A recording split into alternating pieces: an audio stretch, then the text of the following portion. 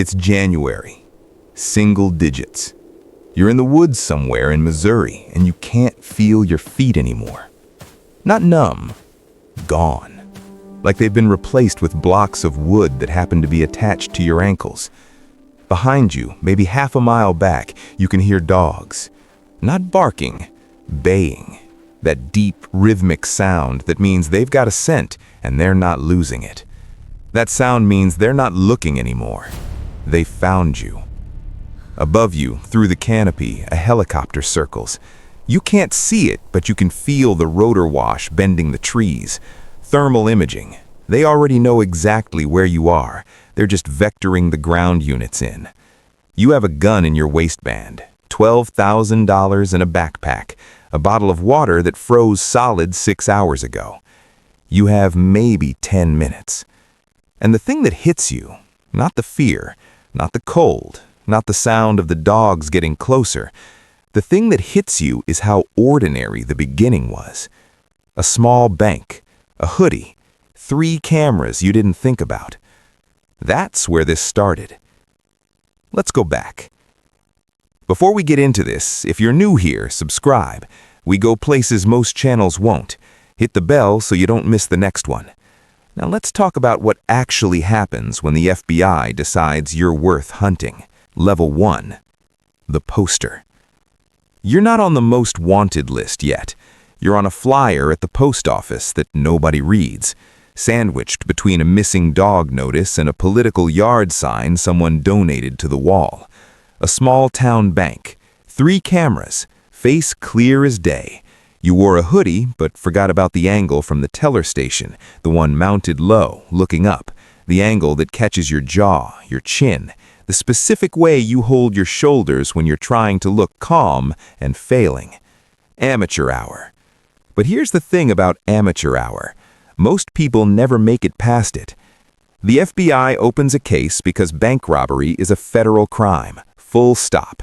Doesn't matter how small the bank was, doesn't matter it was a Tuesday in a town with 1 traffic light. Federal crime, federal case. But you're just a number in a system that has too many numbers. 1 agent gets assigned to you, part-time, alongside 40 other cases he's actively juggling. He'll run your photo through facial recognition, he'll send emails to local police departments, he'll check the databases, flag your case as open, and then move on to the 3 other cases that are more urgent, more violent, more solvable. You have maybe 3 weeks before anyone seriously looks for you. And here's what most people don't understand about that window. It's not a gift, it's a test. The people who get caught in the first 3 weeks don't get caught because law enforcement is fast. They get caught because they are slow. Slow to shut up, slow to change their behavior, slow to understand that the robbery is over, but the danger is just starting. You tell somebody. That's usually how it ends. A girlfriend, a cousin, a guy at a bar who seemed cool and wouldn't say anything. Everybody thinks their person is different. Nobody's person is different. But say you're smarter than that. You stay quiet. The money goes into a storage unit while you show up to your regular job like nothing happened. You don't buy anything, no new car, no new shoes, no trip out of town that you wouldn't normally take. You become the most boring version of yourself on purpose. 6 months pass. Your case goes cold. Not closed, cold. There's a difference, and that difference matters more than you think.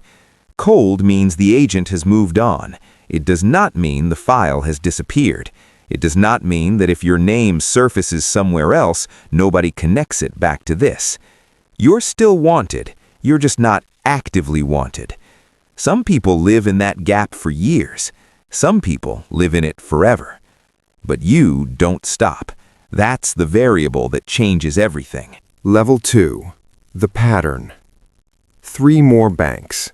Different cities, same state, similar method. The moment you create a pattern, you stop being a person and start being a case study. And case studies get resources that individual incidents don't. The FBI builds a task force. Small, 4 agents, but they're not juggling 40 cases anymore. They're juggling 1. You. They give you a nickname in internal reports, something bland and procedural, the way all nicknames in federal files are bland and procedural, because the agents aren't trying to make you interesting, they're trying to make you findable. The media gets the nickname eventually and makes it better, more dangerous sounding. That's when you become a character in other people's stories, and that shift matters because characters get recognized. Your photo hits social media. Tips flood in immediately. Most of them are useless. People are absolutely certain they've seen you in Ohio, in Florida, in Montana simultaneously. The task force builds a system for filtering noise from signal, looking for the one tip in 300 that's actually real. But here's the thing they're not telling you, and here's what most people who think about this never consider. You're leaving digital exhaust, constantly, invisibly. You use your phone near a bank you're scouting. You're just checking Google Maps, nothing incriminating. You're not calling anyone, you're not texting. You're just looking at a map like a normal person. Your phone pings a tower. The FBI doesn't have your number yet, but they have data from every single phone that was in that area during the window when the bank was being surveilled. That's 3,000 phones. They start eliminating the ones that don't reappear at subsequent target locations. The list gets shorter. Every time you scout, the list gets shorter. You don't know this is happening. You think you're being careful. You vary your targets. You change your appearance slightly. You never hit the same region twice in a row. But there's a database somewhere that has a short list with your phone on it, and that list has maybe 40 numbers on it now, and every time you drive past another bank to look at the parking lot, it narrows further. The net doesn't announce itself, it just gets smaller. And you can feel something, not the net specifically, but a general unease, an instinct that something is different, that the air has changed. You dismiss it because you haven't been caught. You mistake not being caught for being safe. Those are not the same thing. Level 3, the profile. What I'm about to tell you is the part most people don't know, because this is where the FBI stops chasing you and starts predicting you, and that is a completely different problem. A robbery goes wrong. A guard pulls a weapon. You pull yours first. He survives, barely. But you are no longer a thief. You are an attempted murderer. And everything, the resources, the attention, the urgency, triples overnight. The task force grows. Your case gets a dedicated intelligence analyst, one person whose entire job every day is to think about you, not to find you, to understand you, to build a model of how you think, where you go, what you choose when you have options. Here's what that analyst finds. You think your pattern is random. It isn't. Humans are structurally incapable of true randomness. We have preferences we can't see, biases baked in so deep we don't experience them as choices. You hit banks on Tuesdays and Thursdays more than any other day, not because you planned that, but because those days feel right to you for reasons you couldn't articulate. You favor the second largest town in a county, not the largest, because the largest feels too exposed, but the second largest still has a bank worth hitting. You've driven that same logic 4 times without ever naming it. The analyst names it, charts it, writes a 12-page memo about it. Your face goes on billboards. Crime Stoppers offers a reward. The FBI website adds your photo, not the most wanted list yet, but visible, searchable. The media runs your story on slow news days. You become a narrative, a threat with a shape. People start to feel like they know you, which means they start to feel like they'd recognize you. And then the tip that matters comes in. Your ex-girlfriend sees footage on the news. She doesn't recognize your face. The mask is good. The hat is good.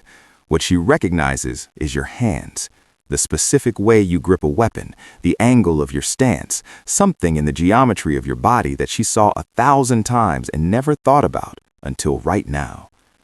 She doesn't call immediately.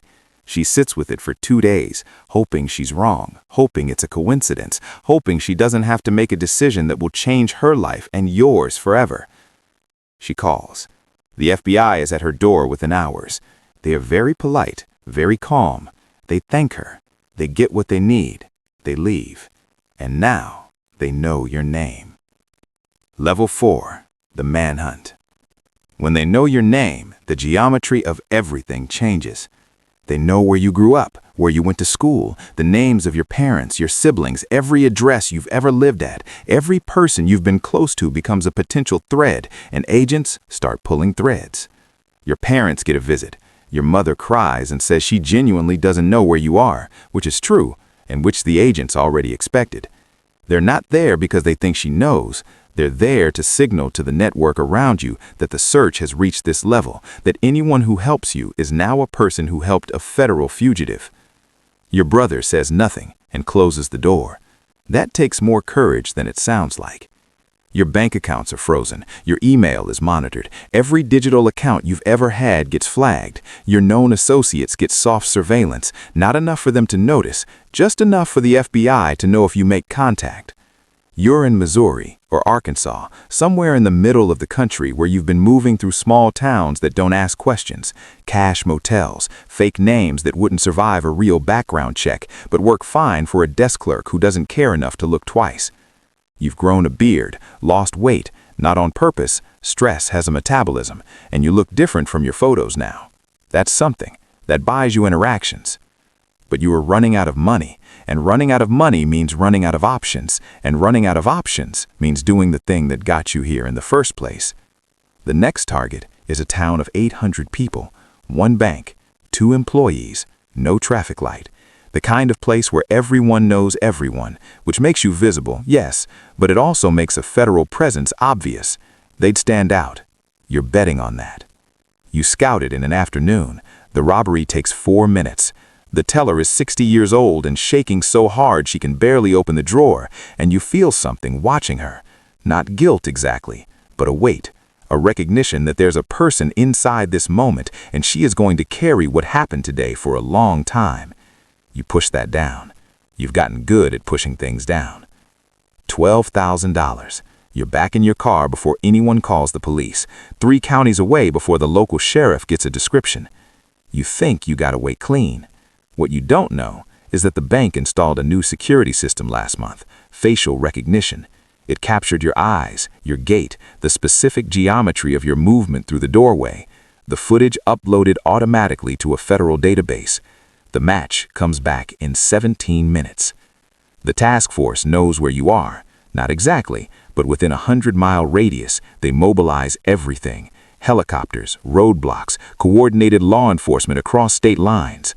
Your burner phone, the one you bought for cash and thought was invisible, pings a tower outside the town. They triangulate your direction. The radius drops to 50 miles, then 20.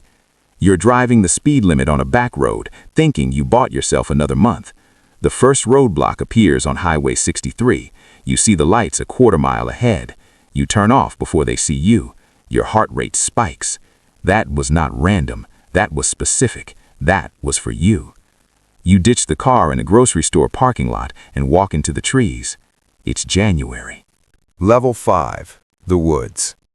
This is the part nobody thinks about when they're planning. The part after the plan ends. What happens in the space between getting away and getting caught when you're completely alone with what you've done? 3 days.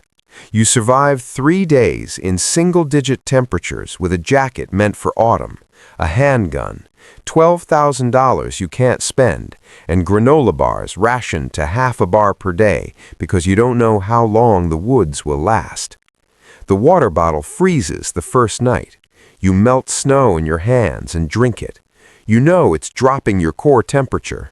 You drink it anyway because the alternative is dehydration, and dehydration and hypothermia together will kill you faster than either one alone. You've learned things about your body out here that you never wanted to know. You build small fires before dawn and extinguish them before light, terrified of the smoke. You cover the ash with leaves. You cover your tracks as well as you can, which isn't well enough, but you don't know that yet. On the third night, you see lights through the trees. A farmhouse, isolated, one vehicle in the driveway. You watch for an hour and nothing moves. You need warmth. That's the entire calculation. Warmth or death. You break in through a basement window. The house is empty, not abandoned. There are family photos on the wall, food in the pantry, the ordinary evidence of a life paused. Vacation, maybe, Christmas travel. You eat carefully, taking only what seems like it wouldn't be noticed. You sleep in the basement, wrapped in blankets that smell like a dryer sheet and something floral. And for about 4 hours you feel almost human again. On the second day, a neighbor drives by slowly, too slowly. You watch through a gap in the curtain. The car stops. The driver stares at the house, drives on. You're gone in 10 minutes, back into the cold, back into the trees. The task force finds your fire pits. They find your tracks in the snow, imperfectly covered, and they bring in dogs, bloodhounds that pick up your scent and follow it through miles of forest, like a wire stretched through the trees, pulling the handlers behind them. You hear them before you see them. That sound, that baying, is the sound from the beginning of this story. And now you understand why I started there. Because that sound is the end of something, not just the chase, something larger, something that started the morning you walked into that first bank with a hoodie and a plan and the absolute certainty that you were smarter than the outcome you're currently living. You run, full sprint, brush tearing at your face and hands. You cross a creek, hoping the water breaks the scent trail. It doesn't. You find a ravine and try to slide down the far side, and your ankle folds on a root. The pain hits like a door slamming in your chest. You can't run anymore. You can barely walk. The dogs arrive first, then the handlers, then tactical units materializing from positions you never saw, rifles trained on angles you can't identify. Someone yells commands. You raise your hands. The gun is still in your waistband. You don't reach for it. Some part of you, some part that has been quiet this whole time, watching, waiting, understands that reaching means dying and that you don't actually want to die. You want to stop. You want it to be over. You want to put something down that has gotten very, very heavy. They tackle you anyway, protocol. Face in the frozen dirt, the smell of cold soil and dead leaves. Someone reads you your rights over the sound of the helicopter, and you can't hear the words, but you know them. You've known them for 15 months. You're caught. The accounting. The charges read like a different person's life. Armed robbery, 14 counts. Attempted murder, assault with a deadly weapon, fleeing federal custody. Weapons charges that multiply every time a lawyer looks at them. Your public defender is 26 and handling 70 cases. She's not incompetent. She's underwater. She looks at the evidence, the surveillance footage, the DNA from sweat and skin cells left at crime scenes, the ballistics matching your weapon to 3 different robberies, and she tells you, with something that might be kindness, that the evidence is overwhelming. The federal prosecutor offers a deal, plead to 8 counts, 40 years, or go to trial and risk life without parole. The sentencing hearing lasts 20 minutes. The judge asks if you understand. You say yes. And then 22 years pass. Not in a montage, not fast, slow, one day at a time, count at 5 a.m., breakfast at 6, work detail at 7, the rhythms of a place designed to make you forget that time is moving, because the forgetting is easier than the knowing. Your mother dies while you're inside. Your brother stops writing after year 7, not with anger, just with the gradual cessation that happens when 2 lives diverge so completely that there's nothing left to say. You stop counting after the first 18 months. Counting doesn't help. Some inmates find religion. Some find education. Some find violence. You find routine, kitchen work, the library, the yard.